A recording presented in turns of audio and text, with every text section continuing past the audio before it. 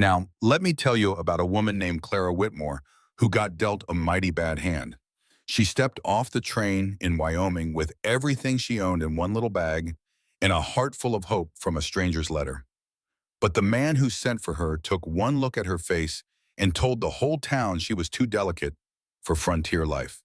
If you are listening to this story, drop your city in the comments so we can see how far Clara's journey goes. The Kansas Pacific train groaned to a stop, and when Clara stepped onto that platform, the Wyoming sun hit her hard. This place was all dust and rough-hewn buildings, a far cry from Philadelphia. She clutched the letter from Harlan Crow, the one promising honest work and partnership. She had held on to his words about needing a woman of character and strength for 6 long days on that train. She stood there with her single carpet bag, holding just 3 dresses, her mama's silver hairbrush, and $47 she had saved from sewing. The train conductor had looked at her with worried eyes, asking if she was certain about this place. She told him yes, practicing a confidence she sure did not feel as the whole town stared. She spotted him right away. Harlan Crow was a tall man, just like he said in his letter, but his face was hard. As she walked toward him, the whispers in the crowd died down. She introduced herself and offered a polite handshake, but he just left her hand hanging in the air. He looked her up and down, slow and mean. He called her refined, and he did not mean it as a compliment. Clara tried to tell him she was a hard worker, that she was stronger than she looked, but he just scoffed. He asked if she had ever plucked a chicken or hauled water, his voice loud enough for everyone to hear and have a good laugh at her expense. He told her she was a porcelain doll and that he needed a partner, not something that would break. Then he told her to use that $47 to buy a ticket right back where she came from. And just like that, he turned his back on her and walked away, leaving her standing there in total shock. The show was over, and the crowd scattered, leaving Clara all alone with her bag on that dusty platform.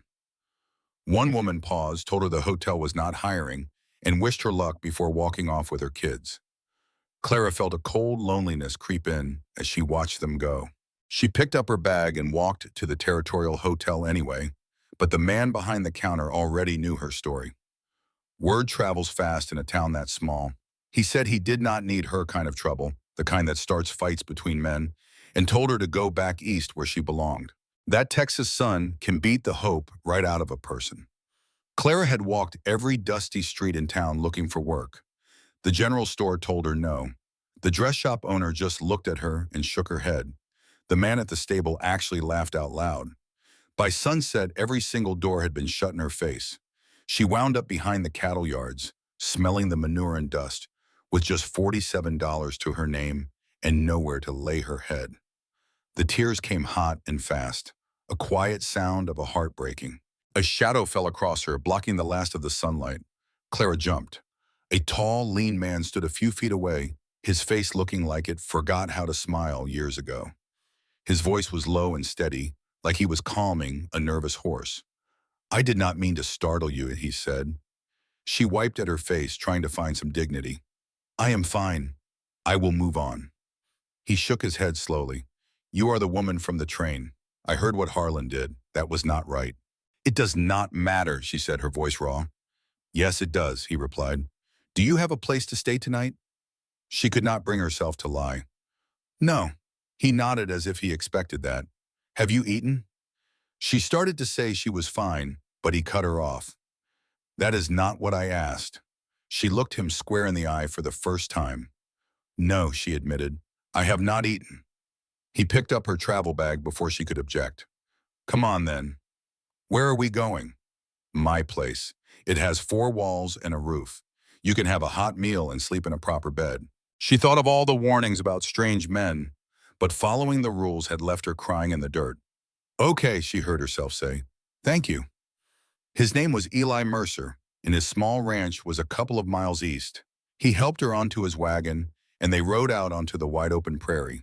The sky was bigger and clearer than any sky she had ever seen in her life. It was beautiful and frightening all at once. After a long silence, she asked, "How did you know what happened?"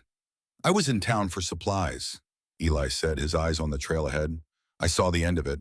I waited to see if any of the townsfolk would step up to help you. When nobody did, I figured I should." You do not even know me, she said quietly. For all you know, that man Harlan was right about me. Maybe, Eli said as they turned onto a smaller track. But I know Harlan, and I know that judging a person who traveled 1,000 miles before they even have a chance to prove themselves says a whole lot more about him than it does about you. I do not want a thing from you. You can stay the night, get your bearings, and we will figure out what is next tomorrow. That is all.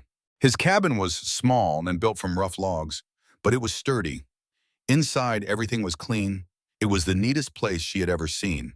A fire was still glowing in the cook stove. I will warm up some stew, he said, setting her bag by the door. You just sit down. You have had a hard day. Her legs felt like they were fixing to give out on her. Eli moved around his kitchen, not graceful, but he got things done. He added wood to the stove and pumped water into a kettle. Coffee or water? He asked. Water is fine, she said. He poured her a cup from a pitcher and set it on the table. The washroom is out back, he said without turning around. There's a basin on the porch. Soap and a towel are in the box. Clara was grateful for something to do. The evening air was getting cold. She found the hard yellow lye soap, the kind that would strip your skin but get you clean. That water was cold enough to make her gasp, but she scrubbed the dust and dried tears from her face. When she stepped back inside, the whole cabin smelled of warm beef stew. He set a bowl in front of her, and they ate without a word. Clara just focused on the food. It was simple, but it was good. The warmth spread through her body, clearing the fog from her mind. This is very good, she finally said. It is just stew. It is good stew, she insisted. The corner of his mouth twitched, almost a smile. After they ate, Eli gathered the bowls to wash them in a basin of hot water from the stove. Clara stood up to help, but he just shook his head. You can sleep in the bedroom, he said, nodding toward a door. I will take the floor. I cannot take your bed, Westian, she protested. Yes, you can.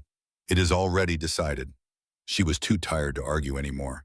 He brought her travel bag into the bedroom for her.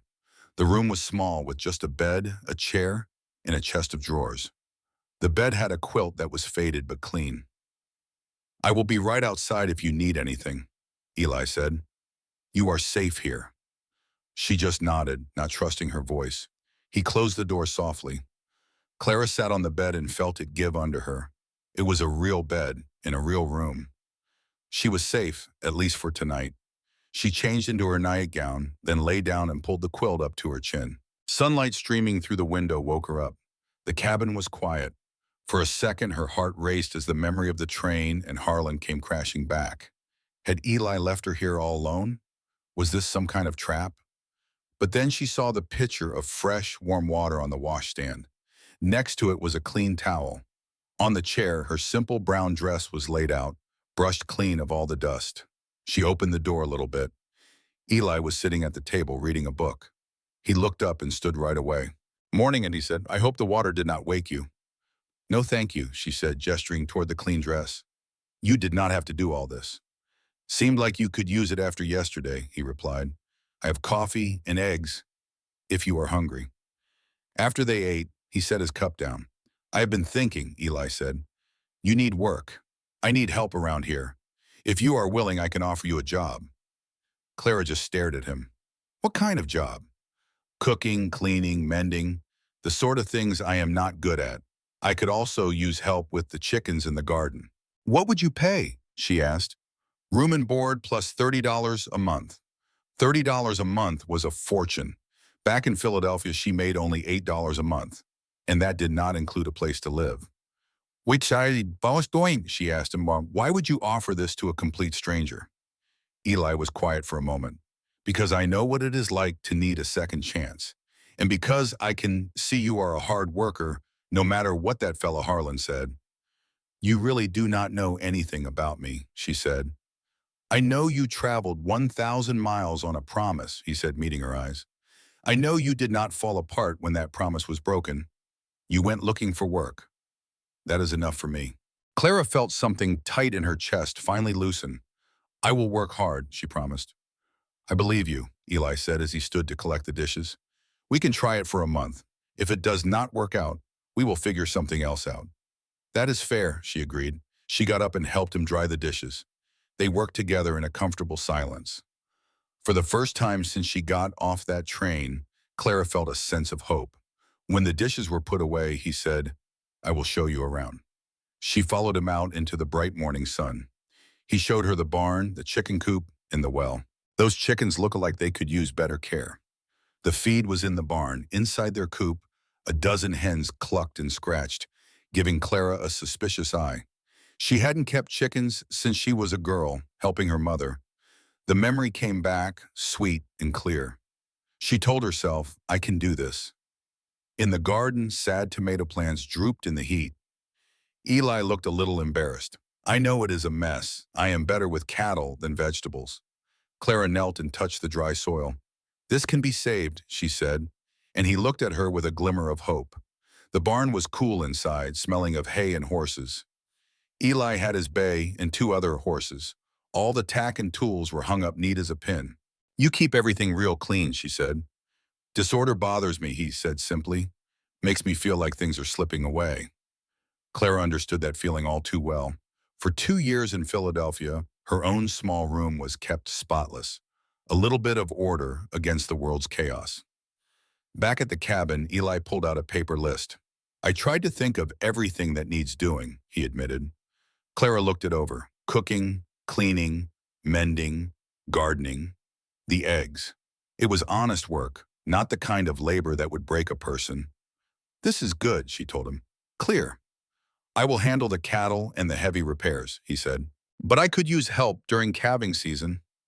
"I am willing," she said, looking him straight in the eye. "I meant what I said. I will work hard." "I believe you," he replied. "For today, just get settled in.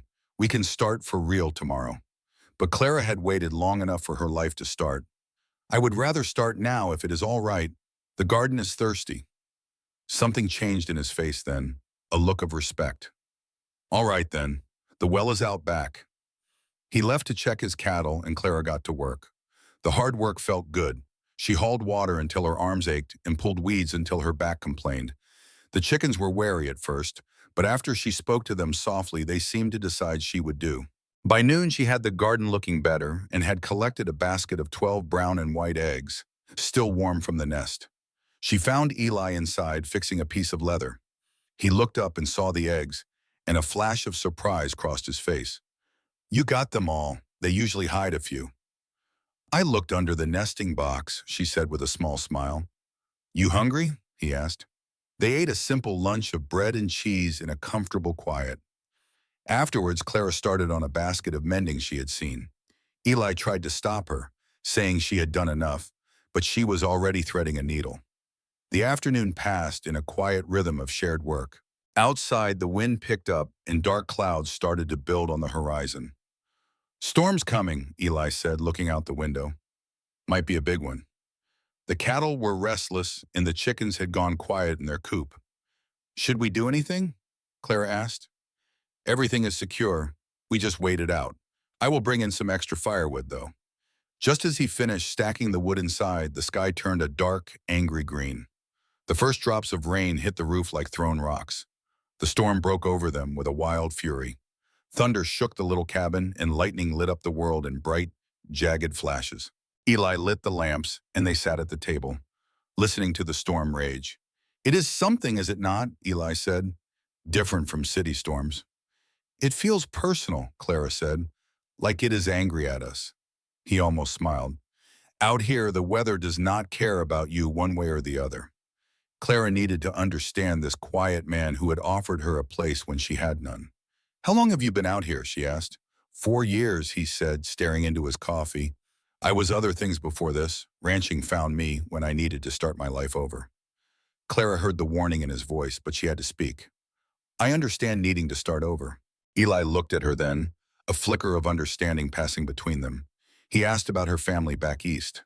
"My mother passed when I was 16, she explained. "I kept house for my father for 8 years until he died 2 years ago. After that, I had nothing. I saved every penny from my factory job for the trip out here." She gave a little laugh that had no joy in it. "Enough to pay Mr. Harlan's travel fee. He wanted proof I was serious, but what he really wanted was a woman who already looked broken in by the West. You are better off without him." "I know," she said. But knowing did not take away the sting of being turned away like that in front of the whole town. "People like Harlan," Eli said, his voice low. They cannot see past what they expect.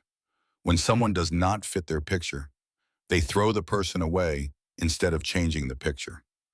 Clara heard the pain in his voice. Someone did that to you. He stood with his back to her, watching the fire. I was engaged once, he said at last. Back before all this. We had our whole future planned out. He turned, his face in the shadows. Then I made a mistake. I trusted the wrong man with the money we had saved. I lost nearly everything. And she left.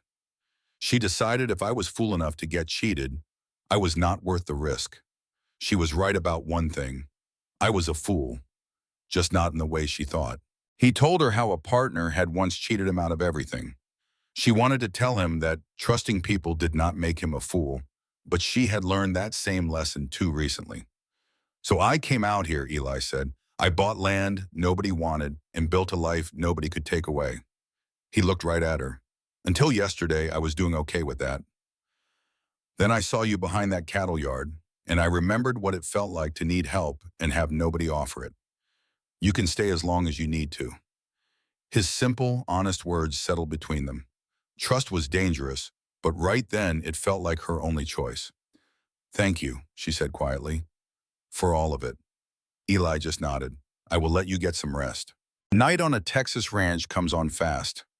That storm was howling something fierce when a cry cut right through it. It was human and it was hurt. Before Clara could hardly blink, Eli had the cabin door thrown open. A man was stumbling toward them, one hand pressed hard against his side. Help! He choked out, and then his legs just gave out. Eli caught the fella before he hit the dirt. Clara, get a lamp and a pile of towels, now. Up close, the stranger was young, maybe 25, with blood seeping through his fingers. They hauled him inside, kicked the door shut against the gale, and managed to get him onto the table. They laid him out flat. In the lamplight, his face was pale as a ghost, and his breathing was shallow. What happened to you, son? Eli asked, already cutting away the ruined shirt. Shot, the man whispered. 3 men? Said I stole from them. I swear I did not. He looked right at Clara, his eyes begging her to believe him. Eli found the bullet hole. It was bleeding steady, but not pumping. Clara, boil some water and grab that medical kit off the shelf, Eli said, as calm as a Sunday morning. She got to it, glad for a job to do. Her own heart was pounding louder than the rain on the roof. The kit was not much, just some bandages and a few bottles of medicine. What is your name? Eli asked, his hands gentle as he checked the wound. Wade, the fella hissed through his teeth. Well, Wade, the bullet went clean through. That is a bit of luck. But Wade's eyes were starting to glaze over. Eli patted his cheek. Stay with me now. Where were you headed? Montana, Wade whispered. Then he grabbed Eli's arm, something fierce. Those men, they will be coming for me. You let me worry about that, Eli said, taking the hot water to clean the wound. Wade cried out, Clara, hold his shoulders down. Keep him steady. Clara moved to the head of the table and held Wade's trembling shoulders as best she could. You are doing fine, she told him, her own voice sounding strange and calm. Eli worked fast, stitching the man up with steady hands. The only sounds were the storm, Wade's ragged breaths, and the snip of the thread. You have done this before, Clara said quietly. The war taught me some hard lessons, he answered without looking up. When he finally tied the last knot and wrapped the wound, Clara's arms ached something awful. All done, Eli said. Wade, are you still with us? Yeah, came a tiny whisper.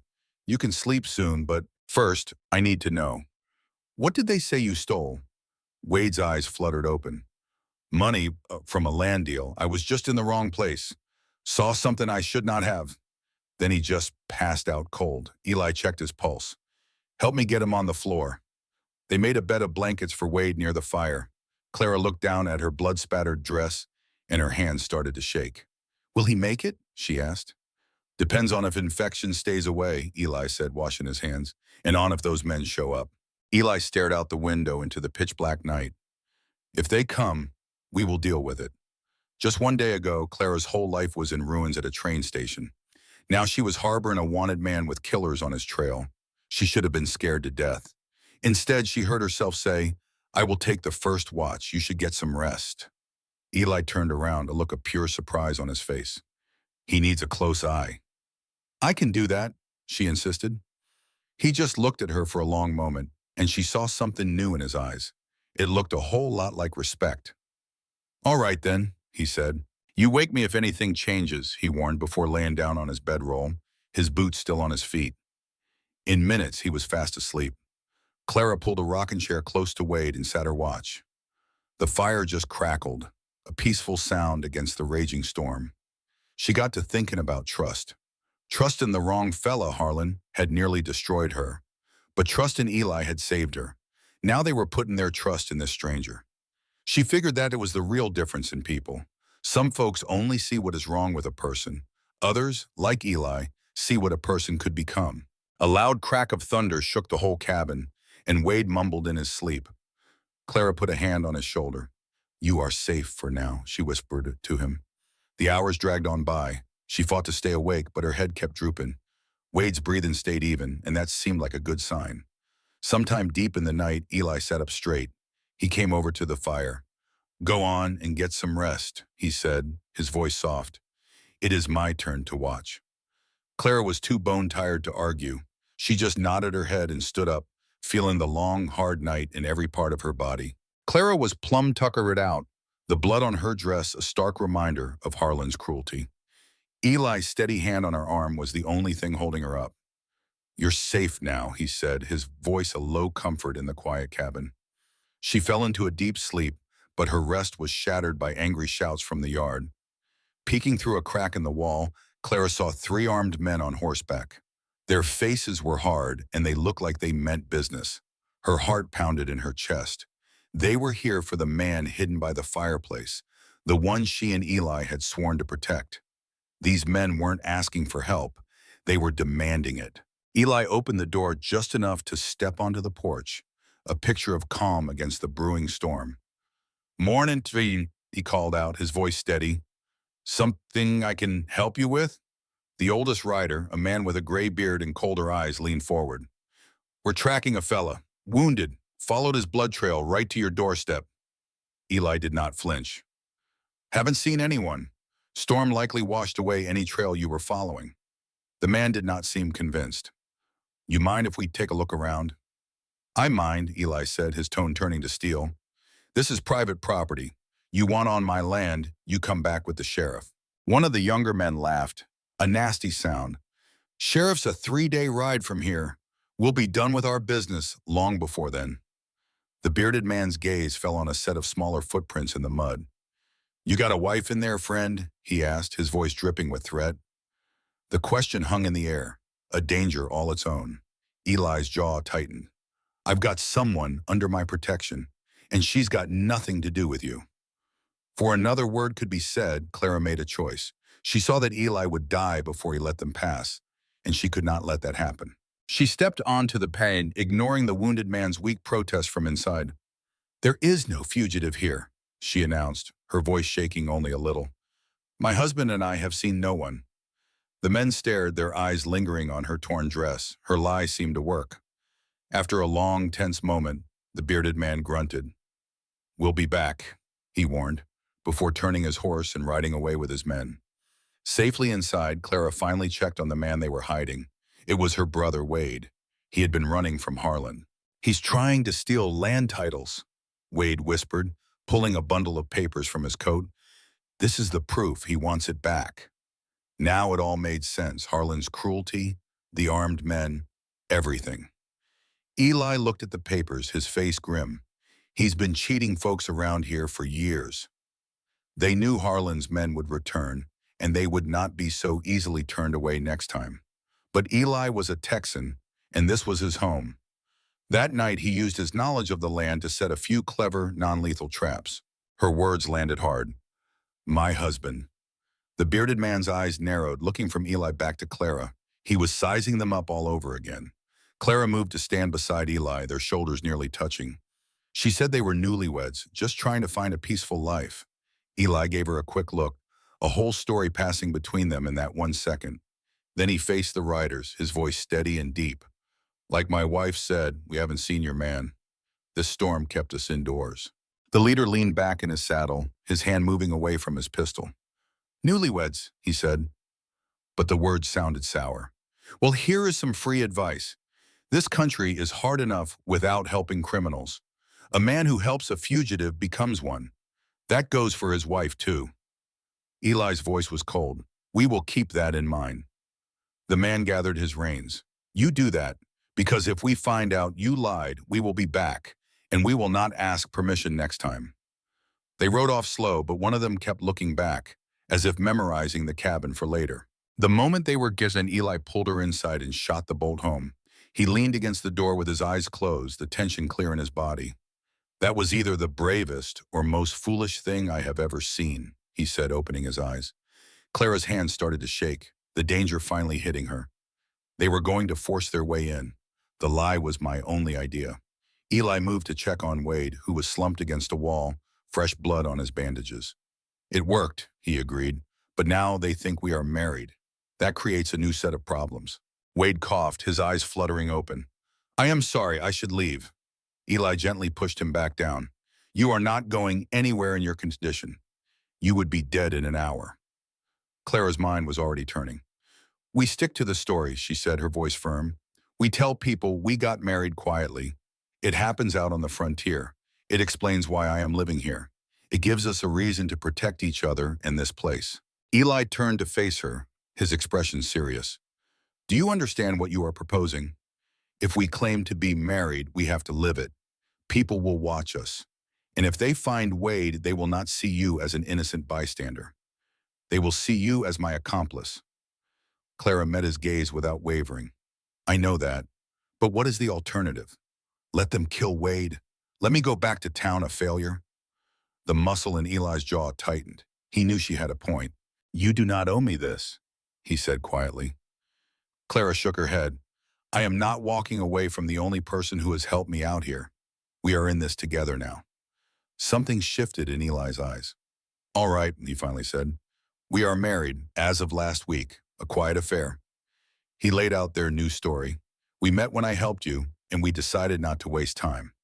A small smile touched his lips. It is not so far from the truth.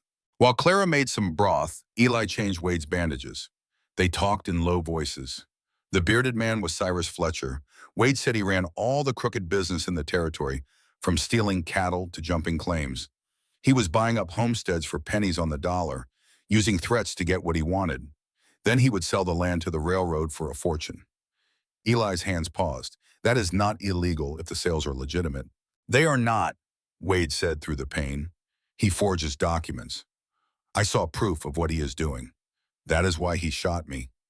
Eli asked where the papers were now. I gave them to someone who could use them, Wade answered. Someone who can make Fletcher pay. He thinks I still have them, so that person is safe for now. Clara brought Wade a cup of broth. The color was slowly returning to his face. Eli looked at him. How long before you can travel? How long you reckon I got? Wade asked, his voice thin.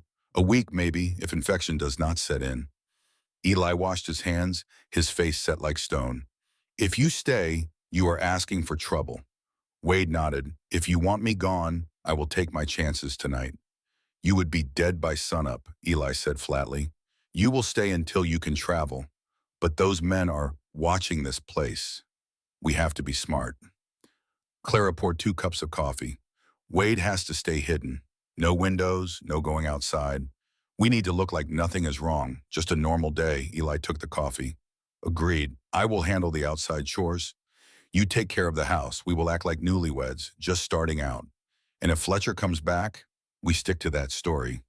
We are married and minding our own business. We have not seen anybody, Eli added. He took a sip of coffee. I need to go into town today for supplies. We have got to show our faces, make this marriage story stick before folks start whispering. Clara's stomach twisted into a knot. You want to go back there? Where Harlan is? It has got to be done, Eli said, his voice firm but gentle. People need to see us together. See you are settled. It is the only way to stop the questions. He was right, and she knew it. The thought of facing those people, of walking past Harlan's store with Eli, was terrifying. But she looked him in the eye. When do we leave? After breakfast, he said, we need to look presentable. Happy even. Can you do that? I can do whatever it takes to keep us safe, Clara said. and she meant every word. They ate a simple meal of eggs and bread in a focused silence. Clara went to the bedroom to change. She put on her best dress, a dark blue wool, and pinned up her hair. In the small mirror, she saw a tired woman with shadows under her eyes, but she looked respectable enough. She noticed her left hand was bare. A married woman ought to have a ring. But maybe they were too poor or married in too much of a hurry. That little detail made the lie feel more true. When she came out, Eli had changed into a clean shirt and pants. With his hair combed and face shaved, he looked younger, almost handsome in a rugged sort of way. "Ready?" he asked. She nodded. "As I will ever be." They hitched up the same wagon that had brought her from town, though it felt like a lifetime ago. The sun was breaking through the clouds, making the prairie look almost beautiful. As they got closer to town, Eli spoke quietly. "When we get there, let me do the talking. You just need to look comfortable with me, like we belong together." He cleared his throat. "People will be looking for any sign that we are lying." "How close?" she asked. "Close enough so nobody doubts us," he said, finally glancing at her. "I will not touch you in any way you have not agreed to. But in public, I might have to put a hand on your back. Just for show." "I understand," she said. "You can call me Eli, not Mr. Mercer, and try to smile when you look at me." "That part will not be hard," Clara said before she could stop herself. "You saved my life. Of course I am glad you are there." Eli's hands tightened on the reins, but he said nothing. Soon the town came into view. Clara's heart pounded as they rolled down the main street. She saw the hotel that turned her away and the general store where Harlan worked. Heads turned to watch them. Conversations stopped. She forced herself to sit tall and keep her chin up, looking like she belonged right where she was. Eli stopped the wagon in front of the bigger general store, not Harlan's. He climbed down and came around to lift her to the ground. His hands were steady on her waist, and they stayed there just a moment longer than they had to. "Stay close," he murmured, his voice low. "And remember, you are mine now. No one can touch you." The words sent a strange shiver through her. It was a feeling of being protected. She took his offered arm, and they walked into the store together. The clerk looked up, his face full of surprise. "Eli Mercer, did not expect to see you in town 2 days in a row." "Had a good reason to come back," Eli said, his voice loud enough for everyone to hear. "This is my wife, Clara. We got married last week." You could have heard a pin drop. Every single person in that store just stared. The clerk found his voice first, a slow smile spreading across his face. "Well now, that is some news. Congratulations to you both." But his eyes were full of questions. "Last week, you say? That was quick work." "When you know, you know," Eli said, his voice easy and calm. "No sense in wasting time when you have found the right person." A thin woman in a faded dress cornered her. Clara knew her face from the train platform, one of the many who watched Harlan Crow turn her away. The woman whispered, "I thought you came for Harlan. Weren't you his mail-order bride?" Every person in that store went quiet, their eyes on Clara like a heavy weight. Before she could find any words, Eli spoke up. His voice was calm but had a hard edge to it. She answered his advertisement. "That's a fact, but after they met, she knew it was a bad fit." He put a protective hand on Clara's arm. "Lucky for me, I met her that same day." The woman scoffed. "Lucky? You married her just like that?" Eli looked that woman dead in the eye. "I gave her a choice. She could have said no, she did not." Clara finally found her voice, and it was stronger than she expected. "Eli offered me honest work and fair treatment. That was more than I'd found anywhere else." She looked around at the silent faces watching them. "And yes, we married quick, but that's our business, not a town meeting." The town folks started looking at her different then, trying to figure her out. The clerk, eager to break the tension, cleared his throat. "Well, congratulations. Now what can I get for you folks?" Eli pulled out his list, and the world returned to normal. Sugar, flour, coffee. But Clara knew they were still being watched. While Eli paid, Clara drifted over to the bolts of fabric, pretending to look. The thin woman followed her. "I'm Martha Connolly," the woman said, her voice low. "I have to ask, are you all right? Are you here by your own choice?" Clara faced her. "Eli has been a perfect gentleman. He saved me from a bad spot, and I took the hand he offered. Martha's eyes were sharp. Harlan's been telling folks you're too delicate for this life. Clara ran a hand over a bolt of blue cotton. Harlan decided that before I had a chance to prove him wrong.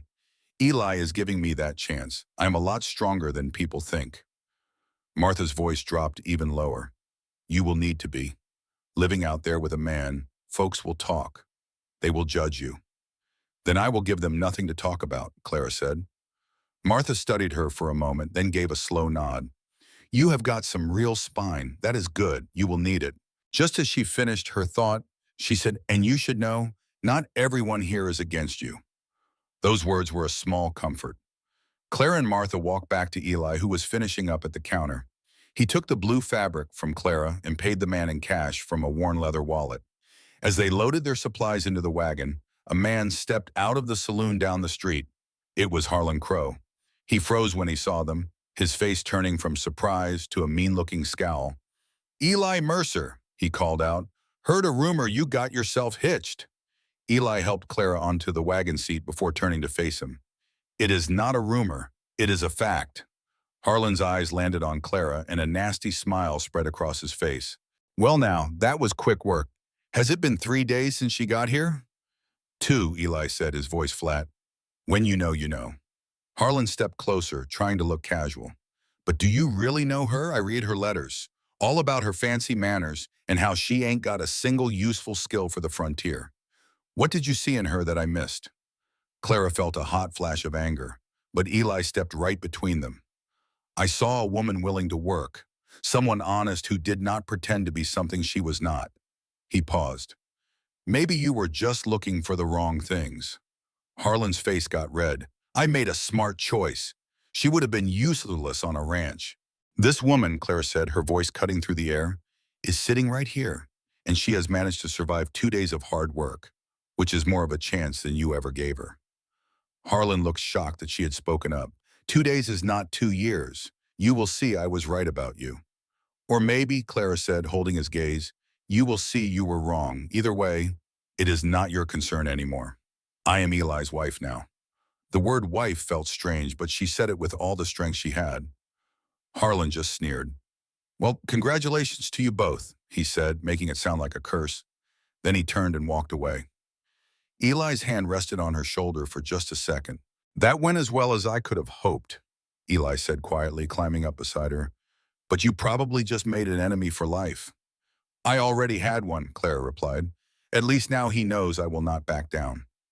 Just as Eli picked up the reins, a man called out from across the street. Mercer, hold up a minute. It was the sheriff, a tall man in his 50s with a silver star on his vest. Clara's heart skipped a beat. The sheriff walked over to their wagon. Heard you got married, Eli. Came to offer my congratulations. Thank you, Sheriff Coleman, Eli said respectfully. This is my wife, Clara. The sheriff tipped his hat. Ma'am, I also wanted to ask if you've seen anything strange out at your place. Cyrus Fletcher and his boys came through looking for a fugitive. Eli's face did not change. Fletcher stopped by Wayne this morning, said he was looking for a young fella, fair-haired and wounded. Eli looked the sheriff right in the eye. I told him I have not seen anyone like that. And have you? The sheriff asked. No, sir, Eli said. The storm kept us inside. We would not have heard a thing. Sheriff Coleman looked from Eli to Clara, and she felt like he was weighing every word they said. Finally, he nodded. Fletcher is a hard man. He has a lot of power up north, but not all of it is legal. He leaned on the wagon, his voice getting low. If you do see this man he is hunting, you come to me first. Do not handle it yourself, and do not let Fletcher push you around. Understood, Eli said, and his voice was steady as a rock. The sheriff stepped back. Good. Sheriff Coleman stepped out of his office as they were leaving. He tipped his hat. Mercer, ma'am. He looked from Eli to Clara, his eyes sharp. Heard Fletcher was looking for a man. Saw him ride out yesterday. Did you happen to see anything? Eli shook his head. Just us, Sheriff. We have been busy setting up our new life. Coleman's gaze lingered on Clara. Fletcher said the man he's after might have a woman with him, a respectable-looking woman. Eli's arm tightened around Clara. That sounds like a lot of women, Sheriff. We have not seen anyone. Coleman nodded slowly. All right, then. Congratulations on the marriage. He walked away, but they both felt his stare on their backs. Eli waited until the sheriff was gone. He knows something is wrong, he said quietly. We need to be careful. You did good back there, Eli said as they rode out of town. You did not let them rattle you. I was terrified, she admitted. Could not tell, he said with a look that was almost approval. You are tougher than you look, Clara. Clara Mercer now, she corrected softly, at least in public. The words hung in the air between them. In public, he agreed. Back at the cabin, Wade was right where they left him, looking a little better. How did it go, he asked, his voice anxious. As well as we could hope, Eli said, unloading the supplies. The town thinks we are married. The sheriff asked some questions, but he did not push. Everyone knows Fletcher is hunting for someone. Wade nodded, wincing as Clara checked his bandages. So we just stick to the story? Eli set a heavy sack of flour on the table. That is right. And you stay put, no mistakes, no risks.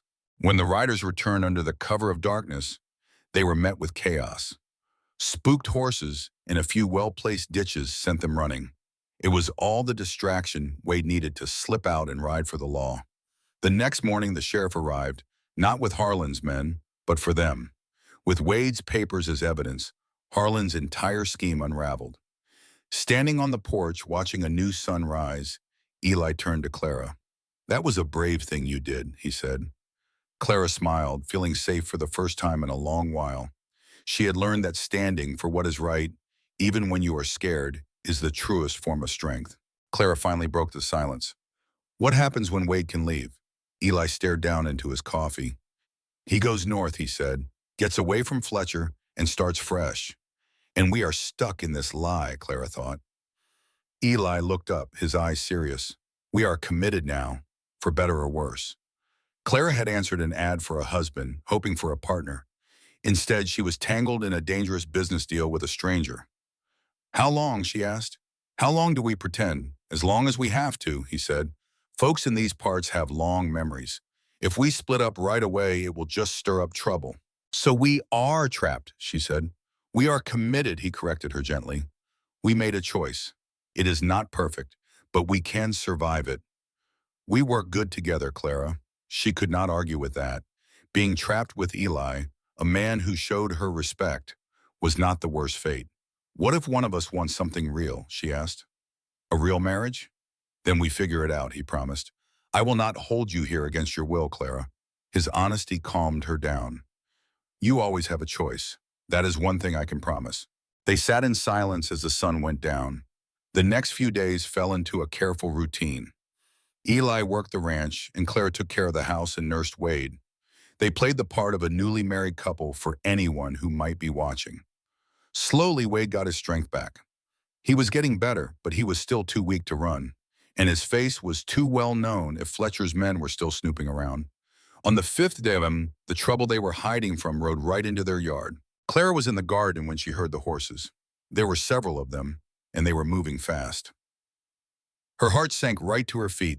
It was Fletcher. He and his two men did not slow down. They rode straight up to the house, their horses kicking up dust. Eli came out of the barn, his face set like stone. He stood right between the riders and Clara. Fletcher, he said, his voice calm, did not figure we would see you again so soon. Fletcher swung down from his horse. Did not figure I would need to come back, he growled. His men stayed on their horses, their hands resting on their guns. I have been hearing some interesting talk. Seems you took a wife right after our man went missing. Mighty convenient timing, don't you think? My private life is not your business, Eli said.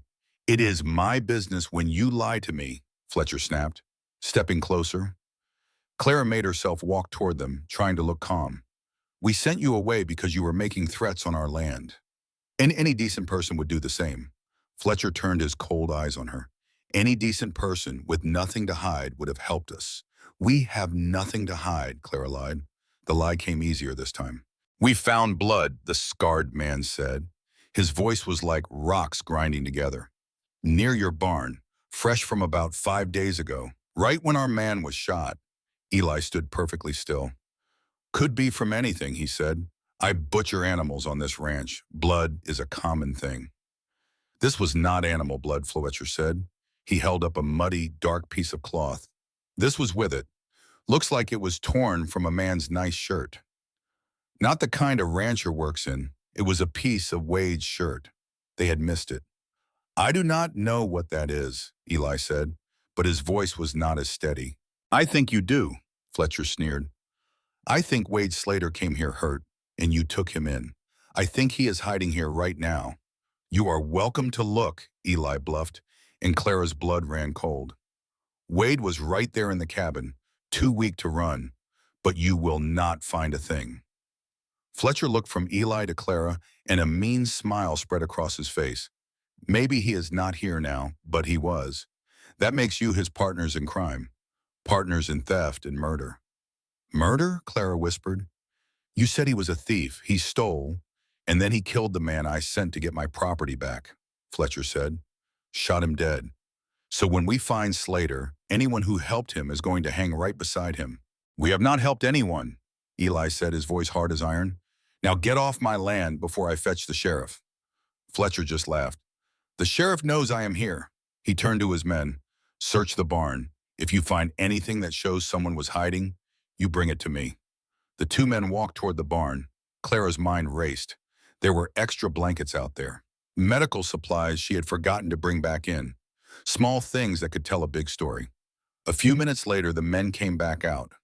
The scarred man was holding a bundle of blankets. We found these, he said, hidden under a tarp. Well, Fletcher held up a pair of damp blankets, and they had fresh blood on them. He looked at Eli with a mean kind of smile. Still want to say you have not seen anyone, Bijiao? He asked. Eli stood steady, but Clara saw a flicker in his eyes. He was deciding what to do. Those blankets are from a calf I delivered 3 nights back, Eli said, his voice even. It was a hard birth and messy. I wrapped the little one up and just forgot to clean them. Fletcher's grin got wider. A calf? How lucky for you. It is the truth, Eli said. You can go see for yourself. There is a new mother and her baby in that barn. Both are doing fine, thanks to me getting my hands dirty. Fletcher shot back. And what about the shirt scrap we found? That storm last week blew all sorts of things around, Eli answered calmly. Look, I know you are hunting someone, but blaming good folks over some ranch work is not right. Fletcher let out a cold laugh. That is funny, coming from a man hiding a wanted man. Eli took a firm step forward. I am hiding my wife and my animals, that is all. You have searched my place and found nothing. So I am asking you one last time, get off my land. Just then a voice called out from the road. Is everything all right over here? Everyone turned. It was Sheriff Coleman sitting on his horse, looking calm but watchful. Fletcher's face changed fast. He tried to sound polite. Sheriff, we are just looking for that fugitive. Found some things that make me think these folks know more than they are saying. Sheriff Coleman swung down from his horse, slow and easy. His being there changed everything. What kind of things? He asked. Fletcher held up the blankets. Fresh blood. Has to be from Slater. Coleman looked at the blankets, then at Eli. He has an answer for that, the sheriff said. A calf was born. Ranch work is a messy business. He handed the blankets back, and a scrap of cloth in a big storm does not prove a thing. Fletcher started to argue. With all respect, Sheriff. But Coleman cut him off, his voice turning hard as iron. With respect, Fletcher, you have been bothering these people with nothing but a hunch. You have the right to chase your man, but you do not have the right to scare honest citizens. You do not get to be the judge and jury out here. Do you understand me? A long silence stretched out. Fletcher was thinking hard, weighing his choices. Finally, he took a step back. Of course, Sheriff. Just trying to do my job. He acted like he was giving up, but his eyes were still hard. I appreciate you seeing it my way, Coleman said, though he did not sound convinced at all. Fletcher and his men got on their horses. Before they left, he stared down at Eli and Clara. I will find Slater, he promised, and when I do, I will remember who helped him. As they rode away, Clara felt a wave of relief so strong her knees felt weak. Eli put a hand on her arm to steady her. Coleman watched them go, then turned back. All right, he said softly. You two want to tell me what is really going on? Eli and Clara looked at each other. This was the moment for the truth, or some of it. A man did come here, Eli said. He was hurt and scared. Said he was innocent. We helped him, and by morning he was gone. We do not know where. A man named Wade. We never checked his story. Clara's voice was stronger than she expected. He was hurt bad, bleeding in the rain. We couldn't just leave him. That don't make us criminals. Sheriff Coleman watched them for a long moment. Decency ain't always the law, ma'am. Helping a wanted man makes you a party to his crime. We know, Eli said, his voice hard. But we also know Fletcher's justice comes from a gun, not a courthouse. Handing Wade over would have been a death sentence. Maybe so, Coleman sighed. But Fletcher ain't stopping. He's got men and money. Get Wade out of here. Far away. Because next time, I might not be here to stop a bullet. We're grateful, Sheriff, Clara said. He shook his head. I ain't doing it for you. I'm doing it because a man like Fletcher shouldn't run this county. He got on his horse, his warning hanging in the air. This is a dangerous game y'all are playing.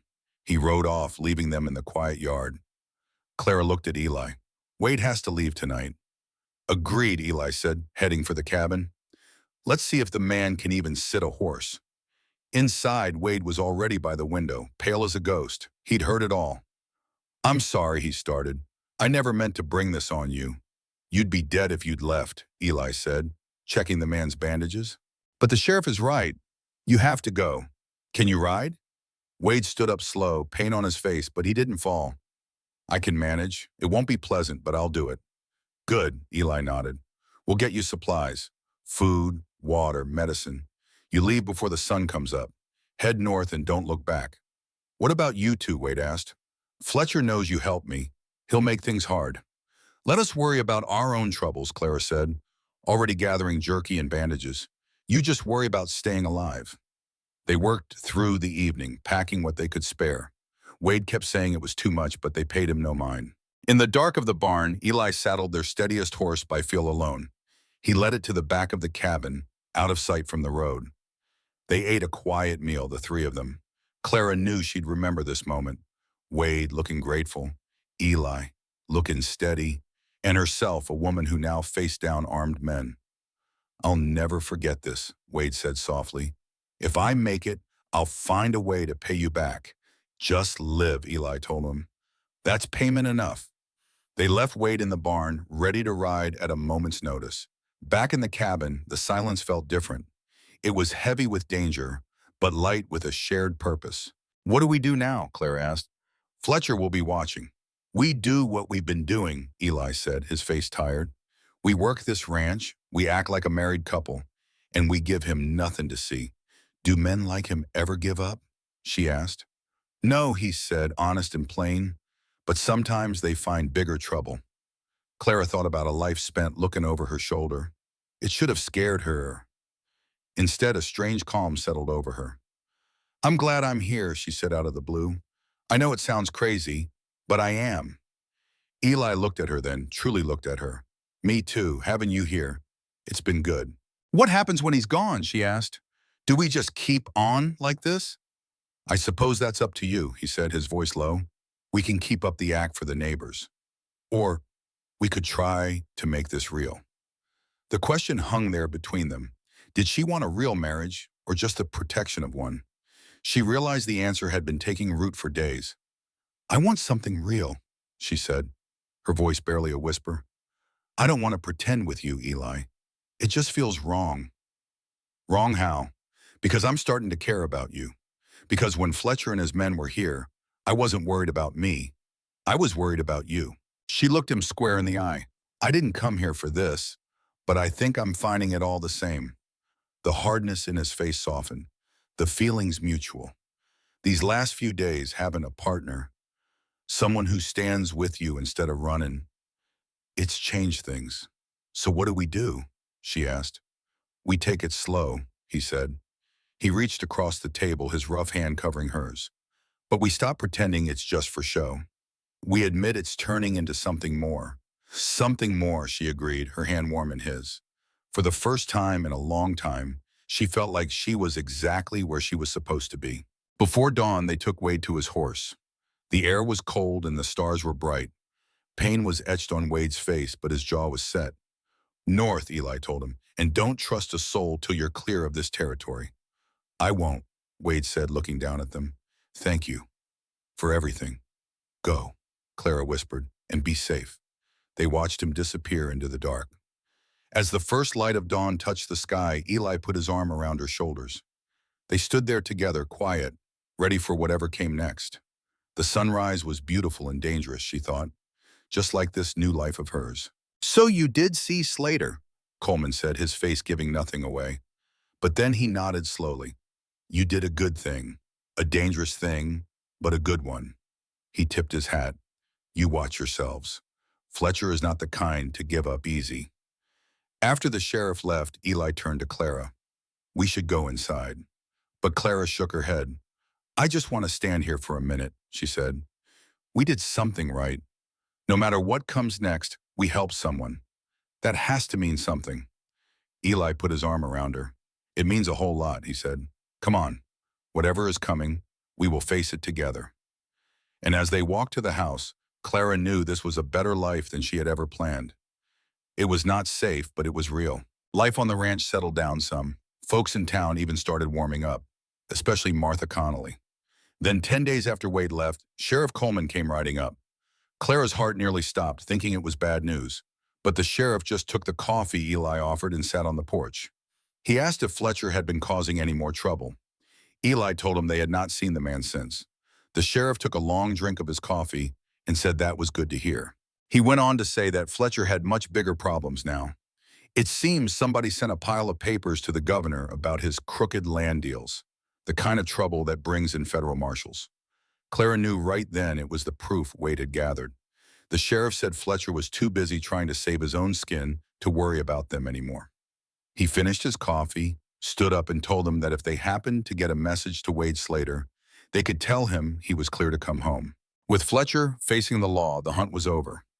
Eli told the lawmen they had no way to reach the fugitive, and that was the truth. Coleman tipped his hat. You are good people, he said, turning his horse. This land needs more folks like you. As he rode off, a quiet settled over the porch. The danger was gone. We did it, Clara whispered. Eli pulled her into his arms, and she leaned against him. There were times I wasn't so sure, he admitted. Clara thought of the fear, but also of the trust that had grown between them. I need to tell you, she said, facing him. I came here looking for a safe life. But what I found with you is better than safe. It is real. Eli's face softened, and he gently touched her cheek. When you got off that train, you looked lost. But you were just in the wrong place. You belong here. He leaned in, his forehead touching hers. With me. If you will have me for real, not just for show. Clara answered him with a kiss. It was not some grand proposal, just two people on a simple porch in Wyoming, choosing each other. When they parted, a real joyful laugh escaped her. What is so funny? Eli smiled. I came to marry a stranger and start over. And I did, just not how anyone planned. Especially not us, she said, taking his hand. But I would not change a thing. It all brought us right here. He pulled her close, and they watched the sun burn off the morning mist. The land around them felt peaceful and full of promise. Their cattle grazed, their small garden grew, and the cabin behind them felt like a fortress. It was home. That afternoon, they rode to town not for supplies, but so Clara could walk beside her husband, a real husband, with her head held high. She bought fabric for a new dress, something for a woman who was building a life, not just getting by. Martha Connolly saw her and insisted on having tea soon, a genuine invitation this time. On their way out of town, they passed Harlan's store. He stood in the doorway, and their eyes met for a moment.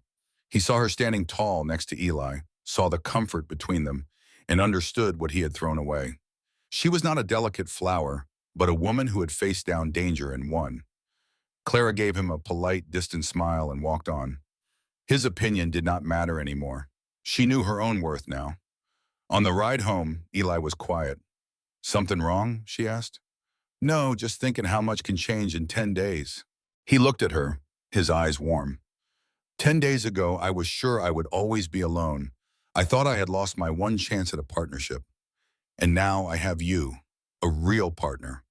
Someone who stands with me, who protects me, who chooses to stay when leaving would be easier.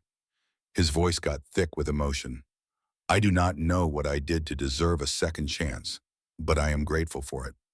Tears welled in Clara's eyes. I am the one who got the second chance. You gave me a place to belong when I had nothing.